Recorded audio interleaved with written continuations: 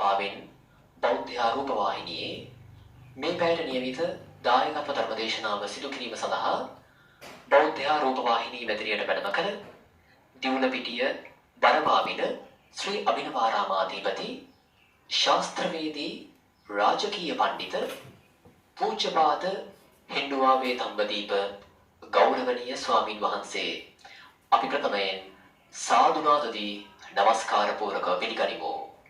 සාදු සාදු සාදු. මෙම ධර්මදේශනාව සඳහා සදැහැති දායකත්වය ලබා දෙනවා මොරටුව ද සොයිසාපුර පදිංචි අජිත් නවරත්න මහතා සහ එම මහත්මිය ඇතුළු පවුලේ සදැහැති පිරිසක්, ඩුබායි පදිංචි ඉන්ද්‍රාණි නවරත්න මහත්මිය ඇතුළු පවුලේ සදැහැති පිරිසක්. समन्त चक्रवालेषु अत्रा गच्छन्तु देवता सद्धम्मं मुनिराजस्स सुनन्तु सग्गमुक्कदं ධම්ම ශ්‍රවණ කාලෝ අයං භදන්තා ධම්ම ශ්‍රවණ කාලෝ අයං භදන්තා ධම්ම ශ්‍රවණ කාලෝ අයං භදන්තා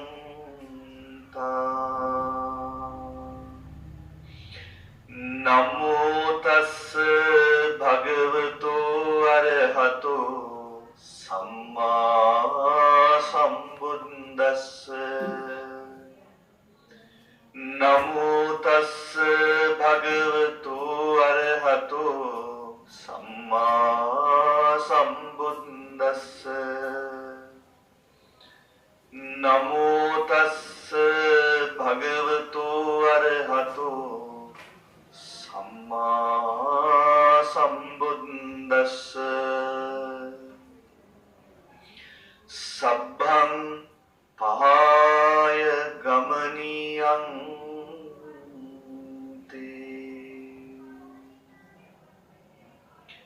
හොඳයි.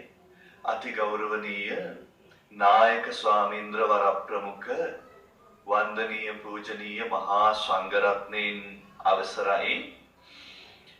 අද දවසේ බෞද්ධ රූපවාහිනිය ඔස්සේ ධර්ම ශ්‍රවණා විලාශීව සිටින පින්වත් සිල් මාතාවුන් වහන්සේ, ඒ වගේම මේ මැදිරියේ සිට සම්බෝධි විහාරස්ථානයේ සිට, ඒ වගේම නිවසේ සිට ධර්ම ශ්‍රවණය කරන්නට සූදානම් වෙන රට පුරා ලොව පුරා සිටින සත්පුරුෂ බෝසත් මව්පියවරුනි, ආදරණීය දූ දරුවනි, පින්වත් ඔබ හැම දෙනාම අදත් මේ පැයට නියමිත ධර්ම දේශනාව ශ්‍රවණයට තමයි මේ ශ්‍රද්ධාවෙන් සූදානම් වෙන්නේ.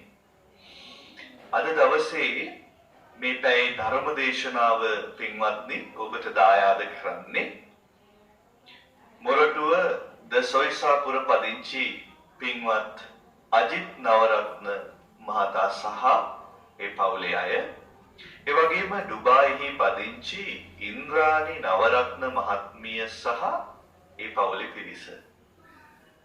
ඒ අයගේ දායකත්වයෙන් කොළඹ 7 සම්බෝධි මහා විහාරයේ සිට බෞද්ධ රූපවාහිනිය ඔස්සේ ඔබ සියලු දෙනාගේ ජීවිතයේ ජීවිත අවබෝධය පිණිසත් සංසාරේ ධර්ම අවබෝධය පිණිසත් මෙතෙන් සිට ඔබට ධර්ම ශ්‍රවණය කරන්නට පුළුවන්. පින්වත්නි, අද දවසේ ඊටාම පුංචි බුදු වදනක් තමයි තෝරගත්තේ ඔබට පැහැදිලි කරමින් ධර්ම දේශනා කරන්න. අපේ තථාගත බුදුරජාණන් වහන්සේ ජීවිතයේ පිළිබඳ අප්‍රමාණ අවබෝධයකින් අපිට දේශනා කරපු තේරුම් ගන්නටම වටින ලස්සන පාඩමක් ඇතුළත් බුදු වදනක් තමයි අද අපේ මාතෘකාව.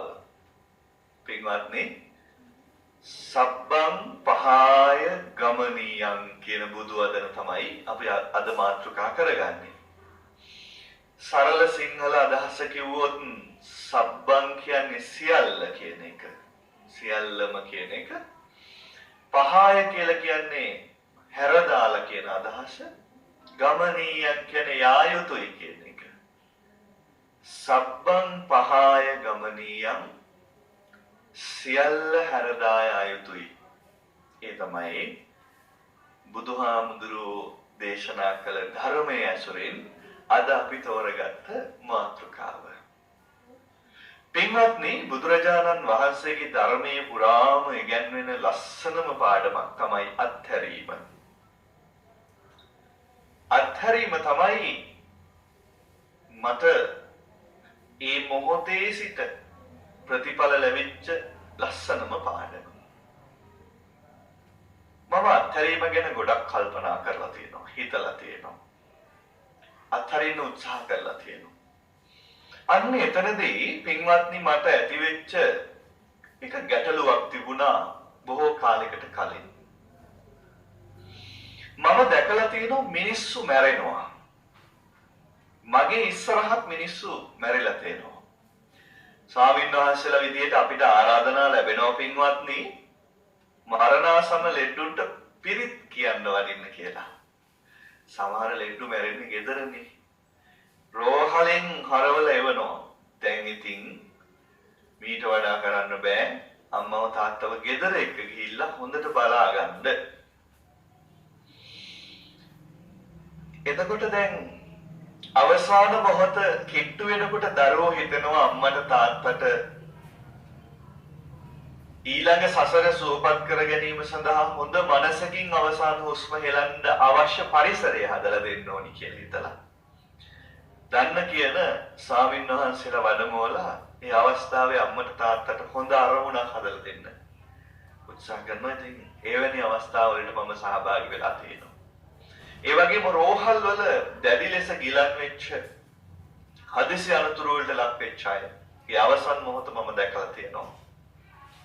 යුද්ධ කාලේ ත්‍රස්තවාදී ප්‍රහාර වලට අහු වෙලා අවසාන මොහොත ගත කරන රණවිරුව ළඟ මම ඉඳලා තියෙනවා. ඒ ඇයිට පිරිත් කියමින් හිසాత ගාමින් ඉඳලා තියෙනවා. මගේ ළඟ මිනිස්සු මැරෙනවා. මම හුඟක් දැකලා තියෙනවා. එතකොට පින්වත්නි මට ලැබිච්ච අත්දැකීමක් තමයි තමන් විශ්වාස කරන කෙනෙක් ළඟට ආවම විශේෂයෙන් ස්වාමීන් වහන්සේ දැක්කහම එයාගේ හිතේ ලොකු විශ්වාසයක් ඇති වෙනවා. අනේ අපේ හාමුදුරුවෝ අන්තිම මොහොතේ මගේ ළඟට ආවා කියලා. ඒ වෙලාවල මගේ මේ අතින් මේ සමහර රෝගීන් හරි තදින් අල්ලගෙන තියෙනවා පින්වත්නි. එහෙම තදින් ශක්තිමත් කෙනෙක්වත් අල්ලන්නේ නැහැ. මරණාසන්න කෙනෙක් අල්ලන තරම් තදින් නිරෝගී කෙනෙක් අල්ලන්නේ නැහැ කියලා මට පෞද්ගලිකව දැනලා තියෙනවා. දඬු අඬුවේ ගැහුවා වගේ තදින් අත අල්ලලා තියෙනවා. මම හිතනවා මේ ලෝකේ දාලා යන්න බැරිකම මේ මිනිස්සුගේ තියෙන. ඒ තමයි මේ ලෝකෙට තියෙන බැඳීමේ තරම. තව දුරටත් මේකේ ඉන්න තියෙන කැමැත්ත සහ මේක දාලා යන තියෙන බය තමයි ඒ තදින් අල්ලගෙන ඉන්නේ සංකේතය. මේ කොච්චර තදින් අල්ලගෙන හිටියත් ඉහළට ගත්ත හුස්ම ආපහු හෙලන්න බැරුව මිය යන මොහොතට අර තදින් අල්ලගෙන තිබ්බ අත ඇරිලා වැටෙනවා මම අත්දැකීමෙන් දැකලා තියෙනවා. ඒ වගේම මම මේ මෑතකදී වයසක විශ්‍රාමලත් විදුහල්පතිතුමෙක් අවසන් හුස්ම හෙලන වෙලාවේ පිරිත් කියමින් හිටියා. එතුමා අවසාන හුස්ම හෙලනකොට මේ අත මිට මොලවගෙන හිටියා. අත මිට මොලවගෙන හිටියා පපුව උඩ තියාගෙන. ඒ අත අවසාන හුස්ම හෙලනවත් එක්කම අත ඇරිලා වැටුණා. වැටෙනකොට අතේ තිබිලා මොකද්දෝ බිමට වැටුණා සද්දෙට. ඉතින් දරුවා අහුල ගත්ත අහුලගෙන කියනවා අනේ මේ අම්මගේ මගුල් මුද්ද. ඊට කාලයකට කලින් අම්මා මියගේ ඒ තමන්ගේ බිරිඳගේ මුද්ද අතේ මිරිකගෙන අවසාන මොහොත ගත කළේ. දරුවෝ කියනවා මේක අපි හෙව්වා. තාත්තා කොහේ හංගන් හිටියද දන්නේ නැහැ. අන්තිම මොහොතේත් ඒක අතේ පිට මොලවගෙන හිටියා. ඒ කියන්නේ තිබ්බ බැඳීම වෙන්නේ නැති. අවසාන මොහොතේ ඔබට මතක් වුණ දේ ඒක වෙන්නේ නැති. ඒක එච්චර හොඳ පෙරෙන මිත්තක් නම් නෙමෙයි. කොහොම වුණත් දැන් මේ කොච්චර තදින් මොනවා අල්ලගෙන හිටියත් ඒවා අතහැරෙනවනේ. අතරින් කැමති නැති අයගේ අතිනොත් අතහැරෙනවා. දැන් මට තිබ්බ ප්‍රශ්නේ තමයි එහෙම નિરાයාසයෙන් අතහැරෙනවා නම් එහෙම ඕටෝමැටිකලි අතහැරෙනවා නම් ඇයි බුදුහාමුදුරෝ අත්හරින්න පුරුදු වෙන්න කිව්වේ? කොහොමත් අත්හැරෙන එකේ ඇයි අත්හරින්න පුරුදු වෙන්න කිව්වේ? කිසිවක් අතින් බදාගෙන අල්ලගෙන අවසන් ගමන් ගිය කෙනෙක් මේ ලෝකේ නැහැ. මේ සියල්ල අත්හැරෙනවා. සියලු දේ අවලංගු වෙලා යනවා. කතාවට කියනවා මරණ සහතිකයේ ලියන දවසට ඊට කලින් ලියපු සියලු සහතික අවලංගු වෙනවා කියලා. තමන්ට ලැබිච්ච තනතුරු, පත්වීම්, බැඳීම් සහතික, විවාහ සහතික, උපැන්න සහතික, ඔප්පු, ණය සහතික, බැඳුම් කර සහතික ඔක්කොම අවලංගු වෙනවා. අඩුම තරමේ චෝදනා පත්‍ර බව අවසන් අවලංගු වෙලා යනවා. එහෙමනම් ඇයි කලින් අත්තරින්න පුරුදු වෙන්නේ කිව්වේ? පින්වත්නි, අන්න එතන තියෙනවා තේරුම් ගන්න ලස්සන කතාවක්. අනිවාර්යෙන් අතහැරෙනවා පින්වත්නි මේ සියල්ලම කවදා හරි දවසක අපේ යටින්. ඒ අපි මැරෙන දාට. ඒක මහා ලොකු අරුමයක් නෙමෙයි. අද කාලේ අපි දකිනවා මිනිස්සු මැරෙනවා. වෙනදට වඩා මරණය කියන එක මේ කාලය තුල අපි සමීපව දකිනවා. ලෝකේ මේ දිනවල පවතින වසංගතයත් එක්ක අපි දකිනවා හිතපු නැති මිනිස්සු මැරිලා යනවා. ශක්තිමත් මිනිස්සු මැරිලා යනවා. ශක්තිමත් අයෝමය පුරුෂයෝ, ක්‍රීඩකයෝ, ප්‍රබල දේශපාලකයෝ පවා. ඉතින් දැන් මිනිස්සුන්ට මරණය කියන එක බොහොම සමීප වෙලා තියෙනවා. මේ තාක් සමහර මිනිස්සුන්ට ඕක දැනෙලා තිබුණේ නැහැ පිටපත්. මේ මෑත කාලේ යුද්ධයක් පැවතුණා. නමුත් ඒ යුද්ධේ තිබුණේ රටේ එක කොනක. ඒ හරියට මිනිස්සු දවස ගානේ මැරුණා. නමුත් ඒ යුද්ධ නැති පළාත් වල මිනිස්සු මැරෙන්නේ නැහැ වගේ හිටියා. රට වටේට සුනාමිය ආව මිනිස්සු මැරුණා. රට මැද්දේ මිනිස්සු එහෙම නැහැ වගේ හිටියා. ඉතින් දැන් මේක බගහරින්න බෑනේ. මේ වසංගතේ එන්නේ හුස්මෙන්. නේද? අපි හැමෝටම කටවල් නහයවල් බැඳගෙන ඉන්න වෙලා තියෙනවා. දැන් මේ බන කියන්න බැරි හින්දා කට බැඳගෙන මම මේක ගැලෙව්වට මේ මගේ අතේ තියෙනවා. අපිට මරණයේ සෙවණැලි උඩ ඇවිදින්න වෙලා තියෙනවා මේ දිනවල. ඒ නිසා මිනිස්සුන්ට මරණය බොහොම සමීපයි. මේක යම් කිසි නුදුරු දිනයකදී අප වෙත එවි. දැනට උපතේ ආයු අපේක්ෂාව අවුරුදු 74ක් විතර වගේ යන්නේ මම දන්න තරමින්. එතකොට දැනට ඔබේ වයස එයින් අඩු කරලා බලන්න.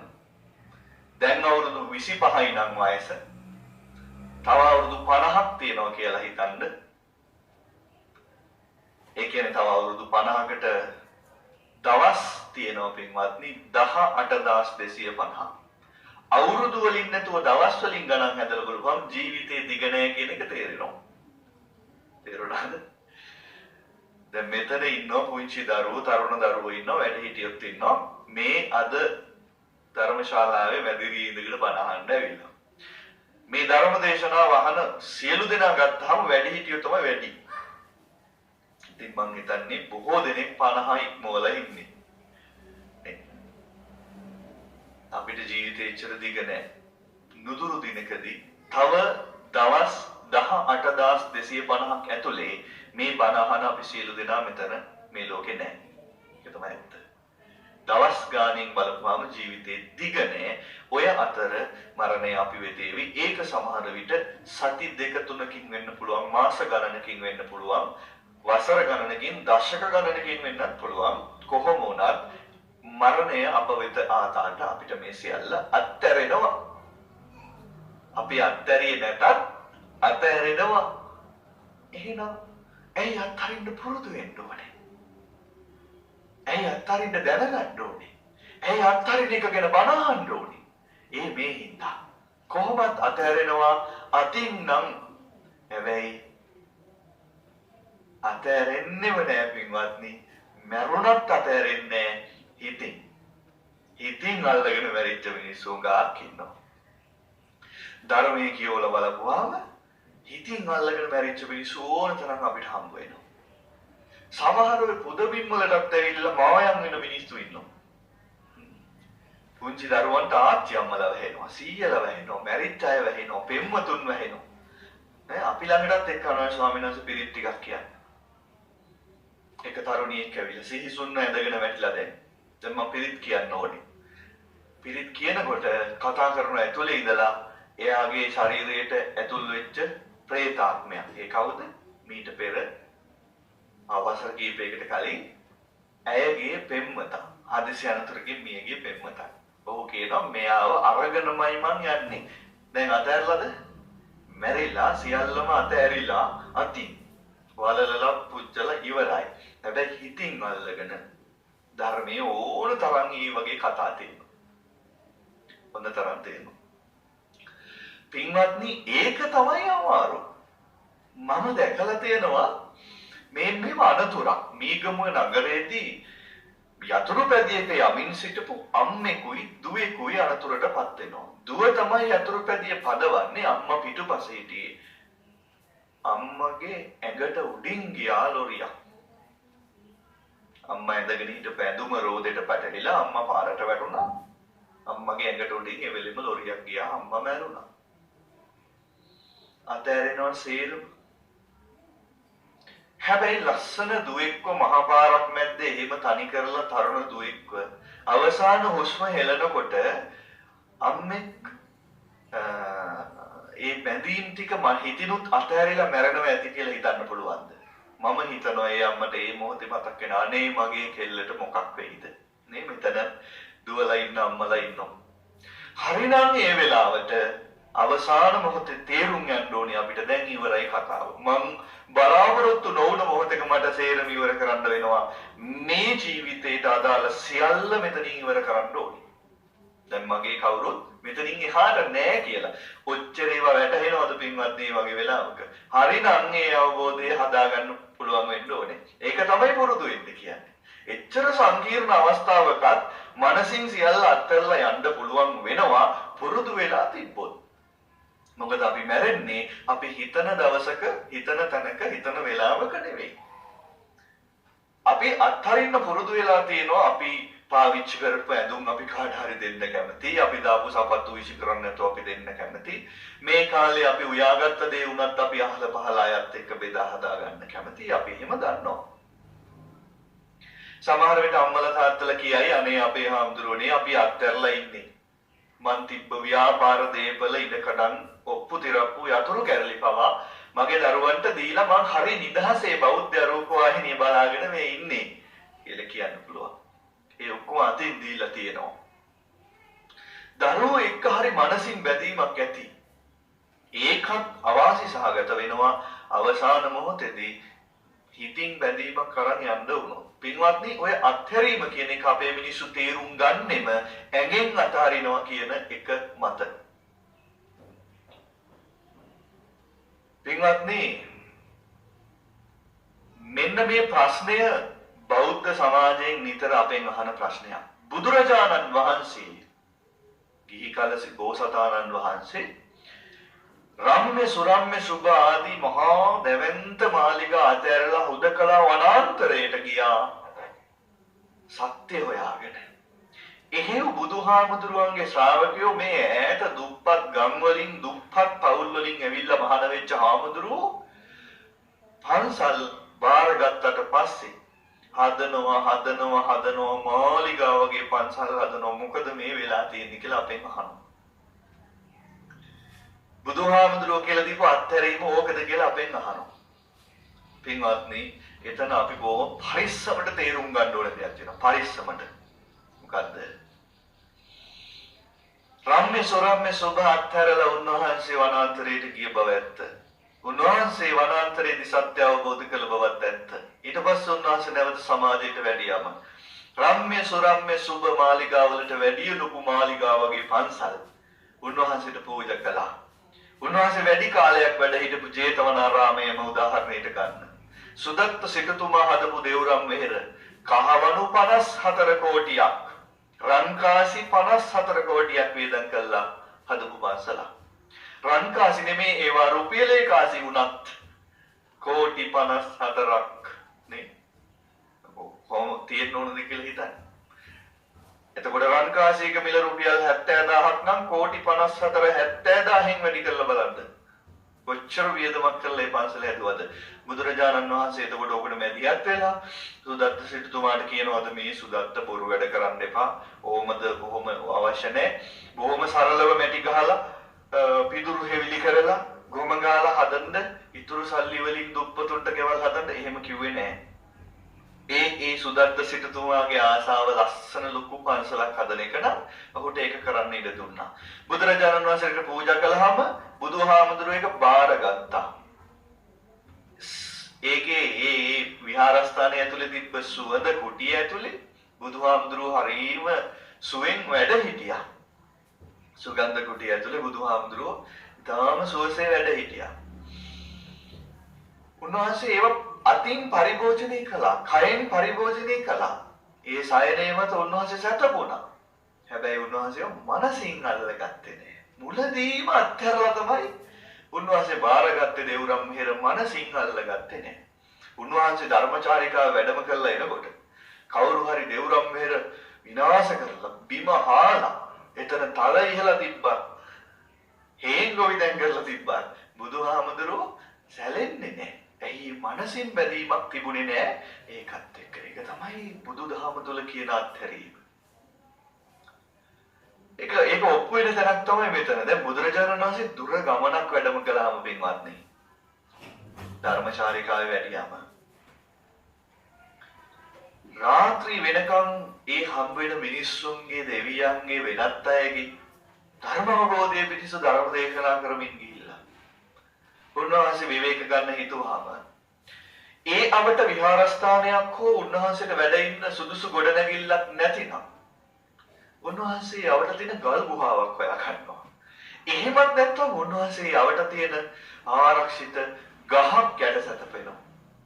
කෝටි 54ක් වේදම් කරලා හදපු පන්සලක් තියෙන බුදුහාමුදුරුවෝ. එදාට ගහක් යට සැතපෙනවා. එතකොට කෙනෙක් කියන්න පුළුවන් අනේ අපේ හාමුදුරනේ අපි දුර ගියාම එහෙම තමයි. ගෙවල් වල අපි ඉන්න විදිහටම නෙමෙයි අපි දුර ගියාම අපි කතරගම ගියාම අපිත් ඔහම තමයි ඉන්නේ. අපි බස් වලත් බුදියකට තියනවා කියලා කියන්න පුළුවන්. ඒ අපි ඉන්නේ මොකද? අපිට ආපහු එන්න බැරි හින්දානේ. දුර හින්දානේ. බුදුහාමුදුරුවෝ එන්නේ නැත්තේ දුර හින්දාද?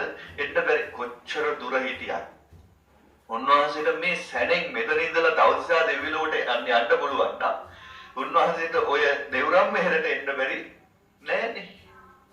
උන්වහන්සේගේ ප්‍රාතිහාර බලයෙන් උන්වහන්සේට එක මොහොතින් ඉන්න තැන ඉඳලා සුවඳ කුටියට වඩින්න තිබ්බා. කාලේ නාස්ති වෙන්නේ නෑ ඒකට. ආපහු පාන්දර හිටපු තැනටම ඇවිල්ලා එතන ඉඳලා ධර්මචාරිකාව පටන් ගන්න තිබ්බා. උන්වහන්සේම වැඩි නැත්තේ ඇයි? එහෙම එන්න ඌමනාවක් නෑ. එහෙම එන්න බැඳීමක් නෑ. මට පුරුදු කොට්ටේ ඕනෙමයි, පුරුදු ඇඳ ඕනෙමයි, පුරුදු පොරෝනේ ඕනෙමයි. මගේ කෝප්පේ නැතුව මට වතුර බොන්න බෑ. වෙන මිගාරක්ක මට කන්න බෑ. නේද? පාන්සල්වල ධර්මශාලාවල අත්හැරීම ගැන බොහෝ කාලයක් තිස්සේ කතා කරන උපාසිකාවෝ ඉන්නවා. හැමදාම සිල් ගද්දේ අල්ලගෙන තියෙන තැන වෙන කවුරු හරි අල්ලගෙන තිබ්බොත් හිත නරක කර ගන්නවා. හිත නරක කර ගන්නවා. ආන්න දැක්කද? අපේ තියෙන අපෙන්වත් අපි කොච්චර අත්හැරීම ගැන කතා කරත් පොඩි පොඩි තැන්වල හරි අල්ලගත්තට. ඒකට බුදුරජාණන් වහන්සේ මේවා ඇඟෙන් ප්‍රතික්ෂේප කරන්න එපා කියලා නෙමෙයි කියන්නේ. මනසින් අල්ලගන්න එපා. පින්වත්නි ආන්ගේ මනසින් අත්හැරීම ජීවිතේට හරිය වටිනවා. හරියට තේරුම් අරගෙන ජීවිතයට එකතු කරගත්තොත්. දානය සහ අත්හැරීම කියන දෙක මිනිස්සු පටලවගෙන විකෘතියක් හදාගෙන තියෙනවා. පින්වත්නි දානය පාරමිතාවක් වශයෙන් පුරද්දී යම් කිසි තැනක උපරිමය තම ජීවිතයක් අත්හරින්න ඕනි. එතෙන්ට අත්හැරීම වැදගත්. නමුත් පින්වත්නි සාමාන්‍යයෙන් දානෙ පූජා කරන මිනිස්සු ඒ දන් දීම තුලම අපි අත්හැරීම දැන් හොඳට පුරුදු කරලා කියලා හිතන් ඉන්නවා නම් එතන තමන්ට තමන් රැවටෙන්න පුළුවන්. මම අටපිරිකර 20ක් 25ක් මේ ජීවිතේ පූජා කරලා තියෙනවා. මම ස්වාමින් වහන්සේලාට සිවුරු 100ක් විතර වරින් වර පූජා කරලා තියෙනවා. එහෙම හිතුවොත් තමාගෙන ඊටාම සතුටකට තෘප්තියකටපත් වෙලා මං ඉතින් මෙච්චර දේවල් කරලා තියෙනවා පූජා කරලා තියෙනවා. මම මගේ වැඩිපුර තියෙන ඉඩම් කඩම් පවා පන්සල් වලට පාසල් වලට රෝහල් වලට දීලා තියෙනවා. මම අත්තරින්ට දන්නවා කියලා හිතාගෙන ඉන්නවා. ඒත් අවසාන මොහොතේ මොකක් හරි ගැන බැඳීමක් අර අපේ නිවේදක මහත්තයෙකුගේ ඇලීමක් හරි ගැටීමක් හරි ඇති කරගෙන දුගතියකට යන්න බැරි නෑනේ. ධර්ම සාහිත්‍යයේ කියවෙනවා නේද මහරජා ධර්මාශෝකටත් එහෙම වුණා කියලා. පන්සල්ම නම් 84000ක් හැදුවලුනේ. ධර්ම සංගායනාවකුත් කෙරුවා. ලෝකේ පුරා ධර්මයක් බෙදුවා. පුතා දුව දෙදෙනාම ශාසනයට පූජා කළා. නිකාම්ම හාමුදුරුවෝ වෙලා මේ නිවාසෙලා වෙලා නෙමෙයි මහ රහත් භික්ෂුවක් සහ භික්ෂුණියක් වෙනවා බලන් හිටියා. කොච්චර පිළිලා ඉඳද්ද තාත්තා නේද? ඉතින් අවසාන මොහොතේ හිතේ ද්වේෂයක් ඇති වුණා කියලා දහම් කතාවල කියවෙනවා. ඒ නිසා පින්වත්නි මේ මනස හදාගන්න එක වෙනමම වැඩක්. අපි අතින් යම් යම් දේවල් පූජා කරනවා පරිත්‍යාග කරනවට අමතරව.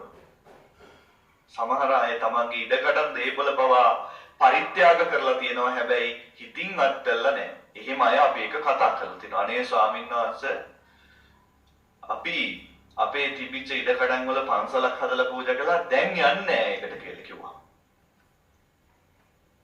තමන්ගේ ගේ ඇරුණුකොට විශාල ඉඩමක් පන්සලකට දීලා එතන පන්සලකුත් හදලා පූජා කරලා දැන් යන්නේ.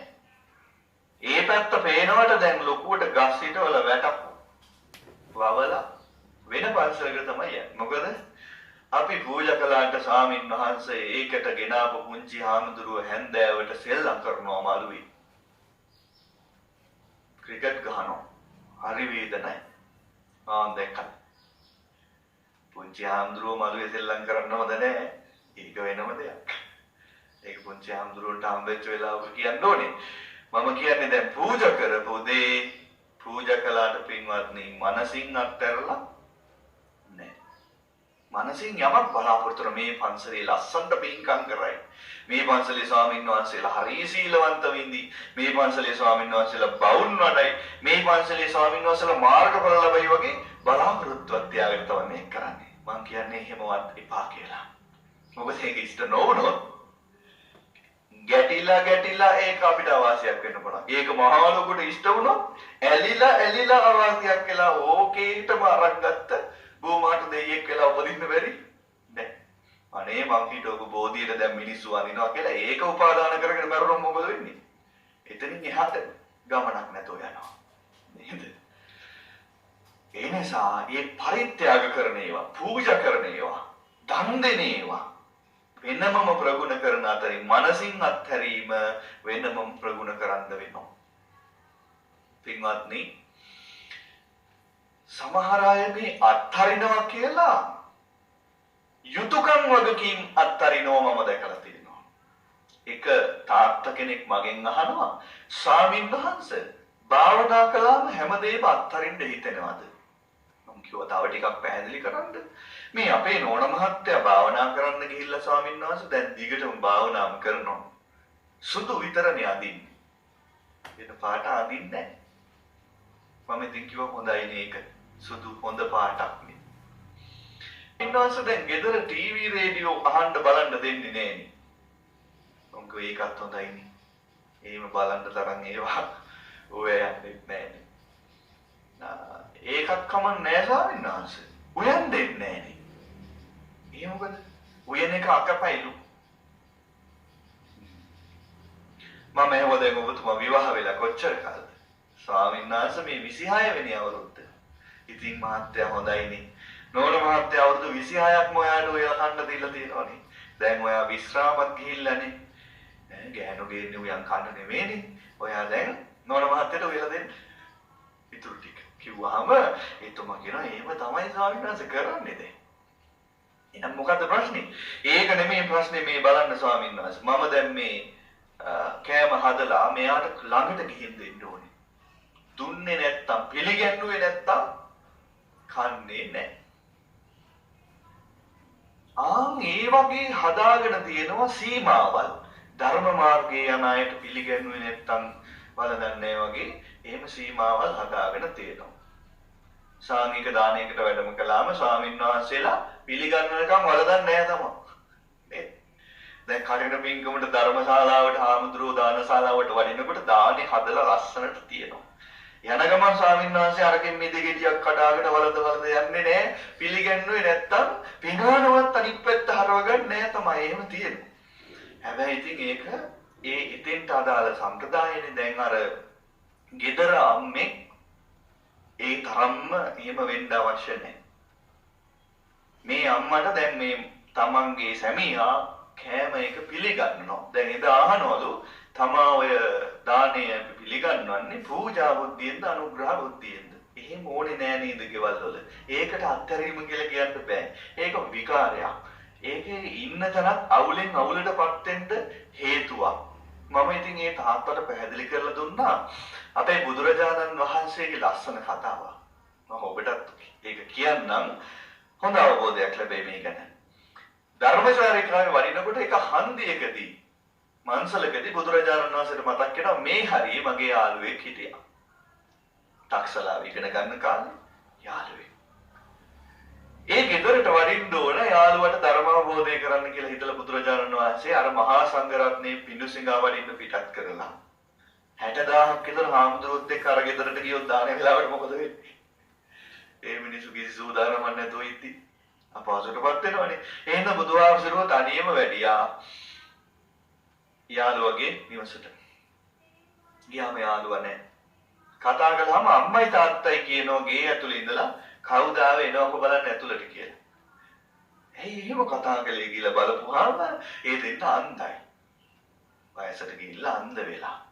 ඉතින් වගතුක කතා කළාම මේ බුදුරජාණන් වහන්සේ වැඩම කළා වගේ දැනගෙන මේ අම්මයි තාත්තයි හඬන්න පටන් ගත්තා. අනේ කොච්චර කලාතුරකින්ද බුදු කෙනෙක් පහළ වෙන්නේ, කොච්චර කලාතුරකින්ද ඒ උත්තම බුදුහාමුදුරුවෝ දකින්න ලැබෙන්නේ. අද අපේ ගෙදරට වැඩම කරලා බලා ගන්න අපිට පිනක් නැණි කියලා ඇඬුවා. අනුනකොට බුදුරජාණන් වහන්සේ උන්වහන්සේගේ බුදු සිරස වටේ විහිදෙන රැස්මාලාව වැඩි කරලා උන්වහන්සේගේ මුළු සිරුරෙන්ම රැස් වේදෙන්න සැලැස්සුවා. ඒ සිසිලස අම්මගේ තාත්තගේ ඇඟට වැදෙනහම එතකොට දැනෙන්නේ නැද්ද දැන් බුදුහාමුදුරුවෝ කියලා? අනේ ස්වාමීනි හරි සිසිලසයි කියලා කියනවා. දැන් ඔහොම කතා කරමින් ඉන්නකොට දාන වේලාව වගේ මේ අම්මට තාත්තට වැටහිලා ආයෙත් ඇඬෙන්න පටන් ගත්තා. ඇයි අඬන්නේ? ආපුවම් කියනවා දැන් දාන වේලාව බුදු කෙනෙකුට තබා සාමාන්‍ය ස්වාමීන් වහන්සේ නමකට හරි දන් දෙන එක මොන පිනක්ද?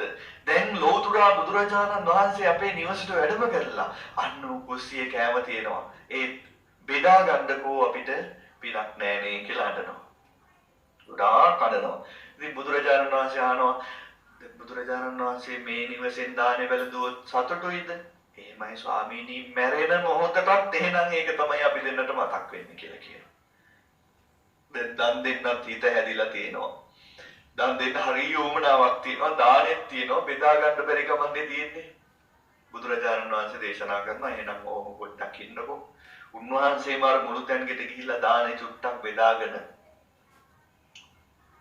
අර අම්මයි තාත්තයි ඉදිරියෙන් වැඩ ඉඳගෙන චූට්ටක් බෙදාගෙන ගොඩක් වෙලා වළඳනවා.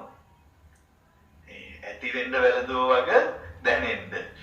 වළඳලා උන්වහන්සේම අර වරම් පිඟන් ආපහු අහලා තිබ්බ විදියට හදලා පාත්‍රය හොදාගෙන තමන් වහන්සේම පෑන් වළඳලා බලන්න මොන නිහතමානීකමක්ද කියලා. ආන්න අත්තරීව හරියට දන්න උත්තරමය වැඩ කරපු විදිය. අර අම්මගේ තාත්තගේ ළඟින් වැඩ ඉඳගෙන බණක් කිව්වා. අවසානයේ මාපිය දෙපළ සෝවාන් ඵලයේ පිහිටියා. බලන්න පින්වත්නි එහෙමයි මේ උත්තරමිය වැඩ කළේ. මම දැන් මේ නිර්වාණ මාර්ගයේ ගිය කෙනෙක් මට ඕව කැප නැහැ මම අත්හැරලා ඉන්නේ. එහෙම ඕනෙමිට වඩා යුතුයකම් වගකීම් වලින් මම පහර හැරලා හිටියේ නේ. මහා විශාල භික්ෂු පිරිසක් හිටපු තැනක් තමයි දේවරම් මෙහෙර ජේතවනාරාමේ. දානෙට හැමදාම 10 ගාණක් ස්වාමීන් වහන්සේලා දානශාලාවට වඩිනවා. දවසක් බුදුරජාණන් වහන්සේ සරියුත් හාමුදුරුවන්ගෙන් අහනවා සාරිපුත්තයින් වහන්සේ මම බලාගෙන ඔබ වහන්සේ හැමදාම පිටිපස්සෙන් එන්නේ. කී දහහක් වැඩියත් ඔබ වහන්සේ අන්තිමට එන්නේ මොකද? මම ඔබ වහන්සේනේ දෙවණියට එන්න ඕනේ කියලා අහනවා. ඒකට සාරිපුත්ත ස්වාමීන් වහන්සේ මහ රහතන් වහන්සේ බුදුරජාණන් වහන්සේ පිළිතුරු දෙනවා ස්වාමීනි සංඝයා දානශාලාවට වැඩියට පස්සේ මම ওই සංඝයා වහන්සේලා වැඩ ඉන්න හැම කුටියකම ගිහිල්ලා බලනවා. හැම වැසිකිළියකටම ගිහිල්ලා බලනවා. හැම මළුවකටම හැම මාවතකටම ගිහිල්ලා බලලා ඒ කුටි අපිලිවල නම් සිවුරු තැන් වල නම් ඒවා නමලා ස්වාමීන් වහන්සේ ජනෙල් දොරවල් ඇරලා නම් ඒවා වහලා වැසිකිළි අපිරිසිදු නම් වැසිකිළි ටික හොදලා පිරිසිදු කරලා මළුවල තැන් වල පාසටහන් හිටලා නම් ඉක්මනින් ඒවා හැමදලා පිළිවෙල කරලා තමයි අත් වඩින්නේ. ඒකයි මම අන්තිමට එන්නේ. එතකොට දැන් බුදුරජාණන් වහන්සේ අහනවා ඇයි සාරිපුත්ත එහෙම කරන්නේ? ස්වාමීනි දානි අරගෙන මේ ආරාමයට කොච්චර සෙනඟක් ආවත් ඔය සියලු දෙනා දම් බෙදන්න එන්නේ නැහැ. ටික දෙනෙක් දානේ බෙදන අතරේ අනිත් අය පන්සල පුරා ඇවිදිනවා. මේ ඇවිදිනකොට අර භික්ෂුන් වහන්සේලා ඉන්න කුටිවල අපිලිවල දැක්කොත් වැසිකිලි අපිරිසුදුයි කියලා දැක්කොත් ඒ මිනිස්සු අපහැදෙන්න පුළුවන්. අනේ මේ භික්ෂුන් වහන්සේලා ඉන්න තැන් නේද බලන්න මේ වෙදොරවල් ඇරලා සිවුරු තැන් වල දාලා වැසිකිලි හොදලා නැහැ කියලා අපහැදෙන්න පුළුවන්. අන්න එතකොට මහා සංඝයා නිසාම ශ්‍රද්ධාවෙන් පන්සලට ආපු මිනිස්සු අකුසල් කරගන්න පුළුවන් මේ ස්වාමීනි සංඝයා කෙරෙහි අපහැදිලා. ඒක නොවෙන්න මම මේවා මේ පිරිසුදු කරලා තිත්ති බුදුරජාණන් වහන්සේ සාදුකාර දෙමින් අගය කරනවා මේ ශාසනය දෙවනියක්. මිලියන ගාණක් මහා සංඝයා හිටපු ශාසනයේ දෙවනි තන දරාපු සාරිපුත්ත මහ රහතන් වහන්සේ මොන තරම් නිහතමානී වුණාද අන්න අත්හැරීම හරියට දන්න උත්තරමයෝ වැඩ කරපු විදිය. දැන් යුතුයකම් වගකීම් වලින් පැනලා යන්න ඕනේ නැහැ. තමන්ට දෙයක් කරගන්න බැරි වුණාම ඒක සිද්ධාර්ථ බෝධිසත්වයන්ගේ අත්හැරීමට ගලපන එකක් මිනිස්සු කරන කපටි වැඩක්. තමන්ගේ ව්‍යාපාර හරියට දියුණු කරගන්න බැරුව විනාශ වෙලා ගියාම මොකද උනේ? නැති වුණා. සිද්ධාර්ථ කුමාරයා රම්මේසු බාතෑරලා දැම්මේ. ඉතින් මාත් අතේරියා.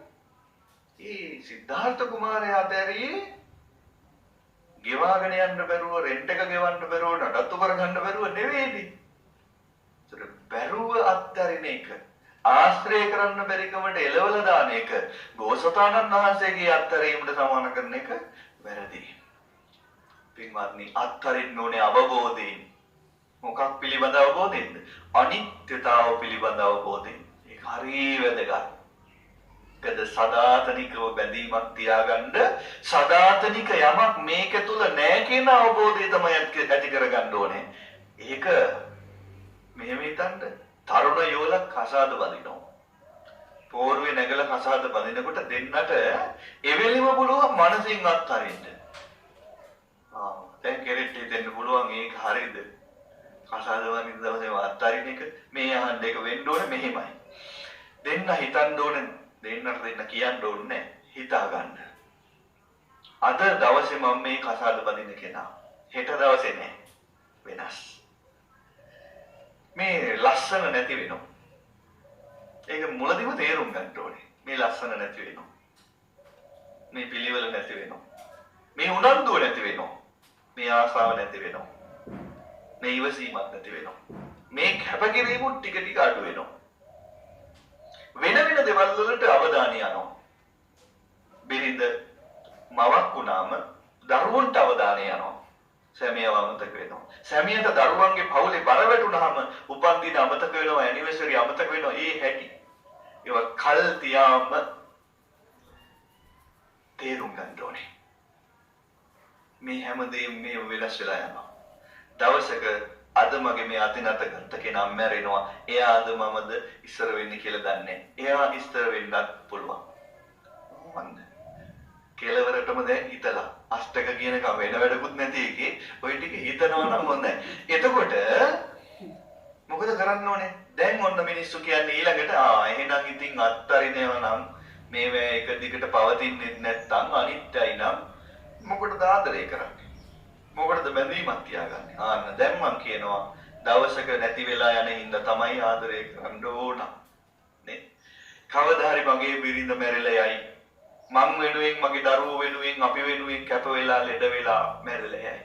එදාට මේ මලමිණිය අපේ ගෙදර සාලේ මැද තිබ්බහම ඒ මූණ දිහා බලලා වේදනාවක් ඇති වෙන එකක් නැහැ හරියට සලකලා තිබ්බනම්. අනේ මගේ බිරිඳ ජීවත් වෙලා ඉන්නකම් මං කවදාවත් එයාට බොරුවක් කළේ නැහැ. වංචාවක් කළේ නැහැ. අවංක වුණා. පුළුවන් තරම් එයාගේ අම්මා තාත්තා එයාට සැලකුවට වඩා මම සැලකුවා. බලාගත්තා. දරුවෙකුට වගේ මං ආදරය කළා. හරියට යුතුයකම් කළා නම් එදාට වේදනාවකුත් නැහැ. නේද? සදාතනික බැඳීම බලාපොරොත්තුව මනසින් අත්හැරගත්තා. කවදා හරි දවසක නැති වෙනවා කියන එක තේරුම් ගත්තාම ඒ අවබෝධය උඩට ගත්තාම මම කියන්නේ මිනිස්සු අනිත් අයට වඩා ප්‍රගතිශීලී වෙනවා. ප්‍රගතිගාමී වෙනවා, ප්‍රතිගාමී වෙනවා, ෆෝවර්ඩ් වෙනවා. තව උදාහරණයක් කියනවා නම් කාට හරි තනතුරක් ලැබෙනවා. අපි හිතමු පොලිසියේ ASP මහත්තයෙකුට DIG කමක් හම්බෙනවා. දැන් මොකද හිතන්න ඕනේ? දැන් මේ ජ්‍යෙෂ්ඨ පොලිස් අධිකාරිකම ලැබිලා තියෙන්නේ. දැන් මේ තනතුරේ දැන් මේ උරපත්ත දෙපැත්තේ ගහලා තියෙන තරු වලින් කාටද එළිය දෙන්න ඕන?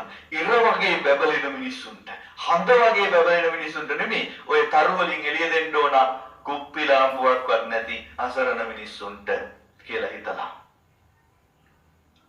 අහිංසක මිනිස්සුන්ට, අසරණ මිනිස්සුන්ට, හඬක් නැති මිනිස්සුන්ට, හයියක් නැති මිනිස්සුන්ට උදව් කරනවා.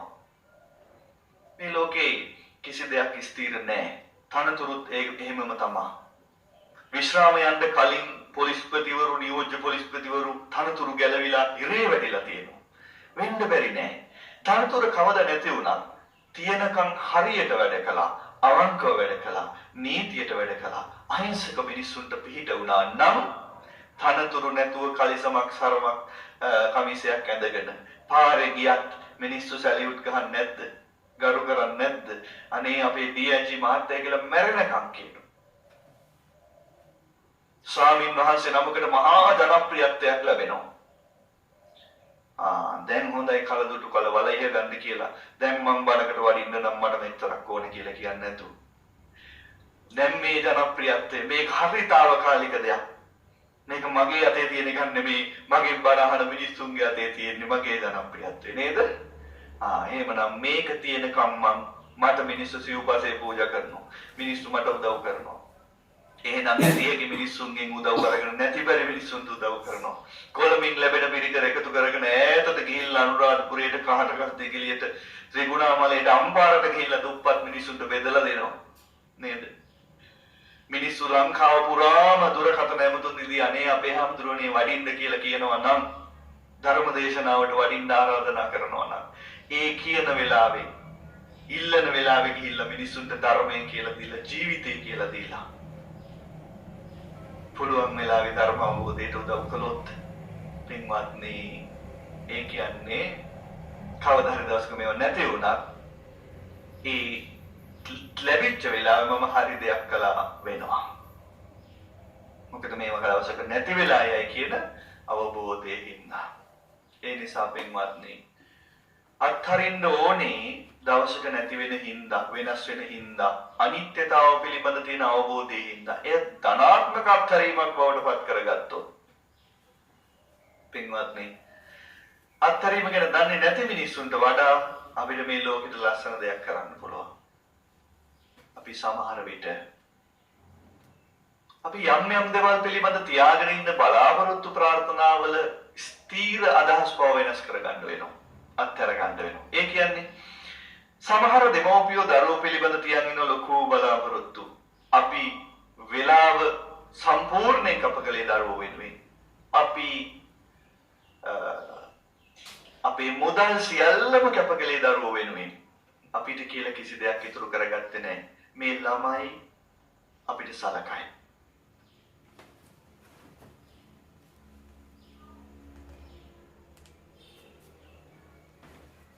යවයි.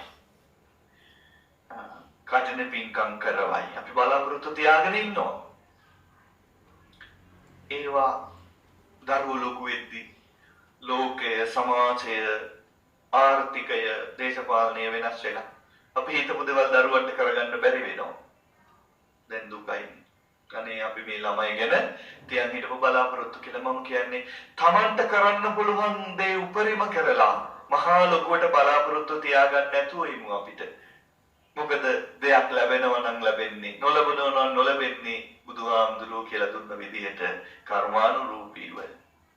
අපි අපේ දරුවන්ට කොච්චර පිහිට වුණත් උදව් කළත් සැලකුවත් ඒ දරුවන්ගෙන් අපිට සැලකුම් ලැබෙන්න අපි පින් කරලා තියෙන්නම ඕන. පෙර සසරේ අපි මාපේ උපස්ථානේ නොකරපු අය නම් අපි අද කොච්චර හොඳ දෙමව්පියෝ වුණත් සමහර විට මහලු වේ උදකලා වෙන්න සිද්ධ වෙයි. අපි ඒක බාර ගන්න ඕන. ඒකට අපි මුහුණ දෙන්න ඕන. බලාපොරොත්තු නැහැ. මිනිස්සුන්ට උදව් කරනවා. මේ ලෝකේ මිනිස්සෙක් විදිහට ඉපදුනාම මිනිස්සුම තමයි අනිත් මිනිස්සුන්ට උදව් කරන්න ඕන. ඒ නිසා මිනිස්සුන්ට අපි උදව් කරනවා. හැබැයි ආපහු කෘතගුණ මතක තබා ගනී කියලා බලාපොරොත්තුවක් අපි ගාව නැහැ. එතකොට වෙනතත් කළගුණ සැලකුවේ නැතත් දුකක් නැහැ. කාට හරි රස්සාවක් වෙලා දෙනවා. ඒ රස්සාවේ පළවෙනි පඩිය ගත්ත දාට දැන් එයි මාව බලන්න. එහෙම නැහැ. එහෙම බලාපොරොත්තු නැහැ. එහෙම මිනිස්සුන්ට පින්වත් ජීවත් වෙන්න හරි ලේසි. බලාපොරොත්තු ගොඩාක් එක්ක ඉස්සරහට යන්න ඕනේ. අපි බලාපොරොත්තු තියාගන්න ඕනේ අපි පිළිබඳ. අපි විශ්වාස තියාගන්න ඕනේ අපි පිළිබඳ. අපි පින් කරගන්නවා නම් ඒක අපි කරගන්න ඕනේ. කවුරු හරි කරලා දෙයි කියලා බලාපොරොත්තු වෙන්න ඉන්න එපා. ඒව වෙනස් වෙලා යන්න පුළුවන්. පින්වත්නි හිතන්න. අපි කාගෙන් හරි දෙයක් බලාපොරොත්තු වෙමින් ඉඳලා ඒ දේ එයාගෙන් අපිට ලැබුණොත් අපිට සතුටක් දැනෙනවා. හැබැයි අපි බලාපොරොත්තු වෙමින් ඉඳලා අපිට ඒක නොලැබුණොත් අපිට දුකක් දැනෙනවා. දැන් මම අහන්නේ අපි කාගෙන්වත් මොකුත් බලාපොරොත්තු නැතුව ඉඳලා කාගෙන්වත් මොකුත් නොලැබුණොත් මොකද වෙන්නේ? දුකයිද? නෑ දුක නෑ. අපි බලාපොරොත්තු වෙන්නේ හිටියේ නෑනේ. එහෙනම් සතුටුද? නෑ සතුටුත් නෑ. ඇයි? සතුටු වෙන්න දෙයක් ලැබුණෙත් නෑනේ. හොඳයි. මොකුත් නෑ ප්‍රශ්නෙකුත් නෑ.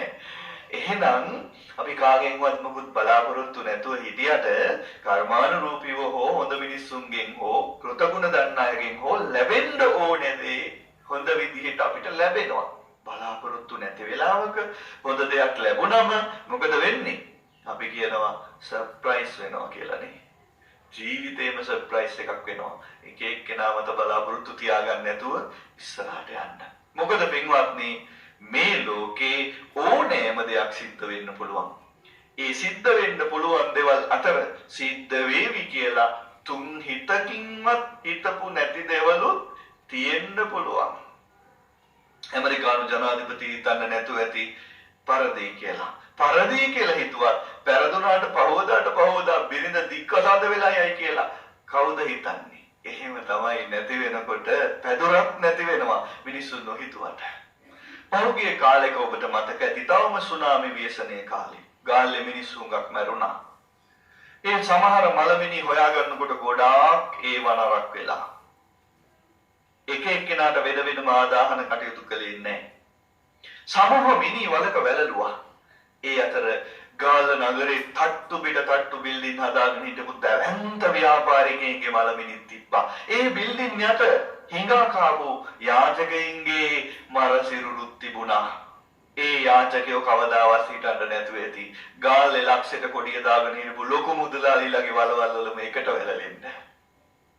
ඒ ලොකු මුදලාලිලා කවදාවත් හිතන්න නැතුව ඇති පාංශු ගෝලයක්වත් නැතුව සමූහ වලක වැළලෙන්න. එහෙම තමයි. මේ ලෝකේ පිටපත ලියන්නේ කවුද දන්නේ නැහැ පින්වත්නි. අපි හිතන්නේම නැති දේවල් තමයි ඉස්සරහට සිද්ධ වෙන්නේ. ඒක සමහර දීර්ඝටලි නාට්‍ය වගේ. ලියන කෙනා දන්නේ නැහැ අන්තිමට මොකද වෙන්නේ කියලා. එහෙම තමයි. අචින්තිතම්පි භවති චින්තිතම්පි විනස්සති.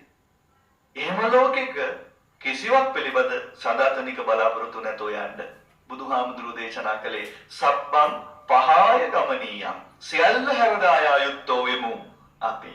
එයින්ද ඒ බව සිහි තියාගෙන වැඩ කරගෙන ගියොත් මේ මොහොත පිළිබඳ විශ්වාස කරලා හෘදේ සාක්ෂියට එකගව මේ මොහොත ගත කළොත් අපිට පින්වත්නි දවසින් දවස මේ ගැලවෙන මාර්ගයක් පාද ගන්න පුළුවන් වෙයි. ජීවිතයේ දුක සෑහෙන අඩු කර ගන්න පුළුවන් වෙයි. මම ඔබට යෝජනා කරනවා. ඒ නිසා අත්හැරීම කියන එක ඊටම ප්‍රායෝගිකව ජීවිතයට එකතු කරගන්න. හරියට අත්හැරීම දන්න කෙනා පින්වත්නි බොහෝ විට ඉතා සුන්දරව ජීවත් වෙන කෙනෙක්. හරි සතුටින් ජීවත් වෙන කෙනෙක්. යුතුයකම් වගකීම් ලස්සනට ඉටු කරන කෙනෙක්. සැනසීමට හේතුවක් අත්හැරීම. අහපු දා ඉඳලා ක්‍රියාත්මක කරපු දා ඉඳලා ප්‍රතිඵල ලැබෙන ලස්සනම පාඩම අත්හැරීම ආයෙත් පාරක් අලුත් විදිහට හිතලා ජීවිතයට එකතු කරගන්න කියන ආරාධනාවත් එක්කම අදට අපි ධර්ම දේශනාව නිමා කරමු. පින්වත් ඔබට තෙරුවන් සරණ ලැබේවා.